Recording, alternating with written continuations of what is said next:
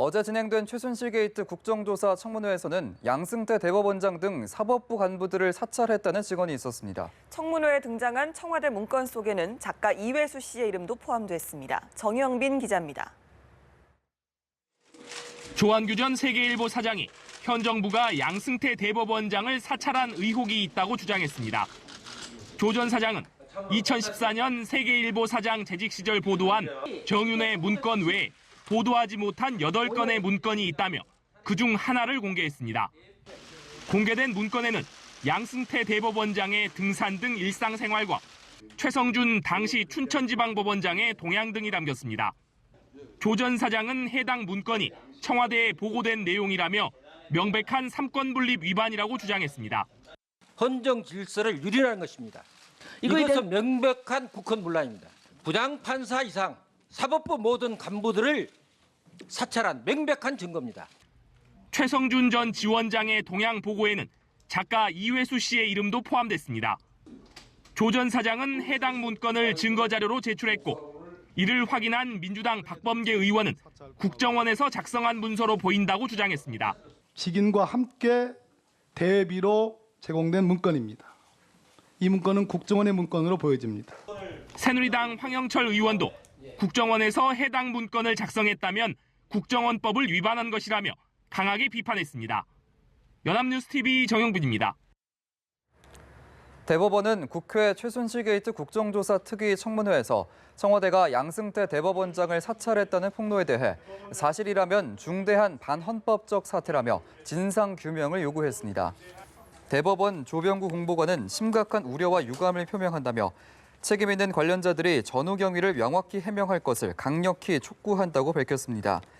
또 아직 명확히 밝혀진 게 없어 확정적으로 말할 수는 없지만 문건 작성 주체가 밝혀지면 법적 책임을 물을 사안이라고 말했습니다. 2014년 정윤회 문건을 보도할 때 세계일보를 이끌었던 조한규 전 사장은 청문회에 출석해 양승태 대법원장의 일과를 사찰해 청와대에 보고한 미공개 문건이 있다고 폭로했습니다. 다음 주 우병우 전 민정수석이 출석할 5차 청문회를 앞두고 이석수 전 특별감찰관이 우병우 저격수로 나섰습니다. 네, 이 전 감찰관은 미르 K스포츠 재단에 대한 의혹에 대해서도 폭로를 이어갔습니다. 김보윤 기자입니다. 우병우 저격수 이석수 전 특별감찰관은 거침이 없었습니다. 특별감찰관 재직 중 우 전 수석을 감찰한 내용을 두고 기자와의 통화 내용이 유출된 배후에 우 전 수석이 있음을 확신했습니다. 그것은 감청 혹은 도청 혹은 사찰이라고 봐도 되겠습니까? 그런 의미입니까? 그건 상식적으로 판단할 수 있는 일 아니겠습니까? 같은 취지라고 생각합니다. 그렇죠? 답변해 주십시오. 이 전 감찰관은 지난 7월 우 전 수석이 가족회사 정강의 회사 돈을 빼돌린 혐의와 의경아들의 꽃보직 배치 개입 정황 등을 포착해 검찰에 사건을 넘겼습니다. 게다가 우 전 수석이 방조 또는 직무유기 의혹을 받는 미르 K스포츠 재단의 비리를 들여다본 게 청와대와 우 전 수석의 심기를 건드려 사표 제출로 이어졌다는 관측까지 나오는 상황. 처음 보고를 받았을 때의 제 생각은 이게 유경재단이나 이래재단하고 비슷한 논리 구조를 가지고 있는 게 아닌가 하는 그런 의심을 가졌었습니다. 숱한 의혹을 뒤로 한 채 잠적해 온갖 비난을 받았던 우 전 수석. 특검 수사가 초읽기에 들어간 상황에서 저격수의 등판으로 그야말로 사면 초과에 몰렸습니다. 연합뉴스TV 김보윤입니다. 네, 최순실 국정농단 파문의 발단이 됐던 이른바 최순실 태블릿 PC의 진실은 무엇일까요? 네, 청문회가 거듭될수록 오히려 의혹이 증폭되는 양상입니다. 오예진 기자입니다. 최순실 씨가 대통령 연설문을 미리 받아볼 때 사용한 것으로 보도되며 최순실 게이트의 서막을 연 태블릿 PC. 일단 검찰 수사를 거치면서 태블릿 PC는 최순실 씨 것으로 가닥이 잡히는 듯 했습니다. 의혹에 다시 불을 지핀 건 2차 청문회 증인으로 출석한 고영태 씨. 고 씨는 자신과 무관한 것은 물론이고 최 씨도 태블릿 PC를 사용할 줄 모른다는 주장을 내놨습니다. 그렇지만 4차 청문회에 출석한 박헌영 전 K스포츠 재단 과장은 또 다른 진술을 내놨습니다.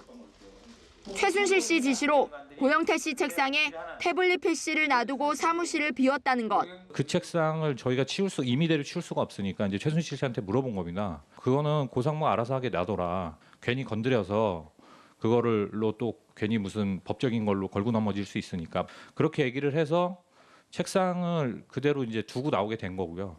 일각에선 최순실 씨 의혹이 점차 불거지는 상황에서 핵심 증거 자료를 사무실에 두고 간 것은 의문이라는 지적도 나옵니다.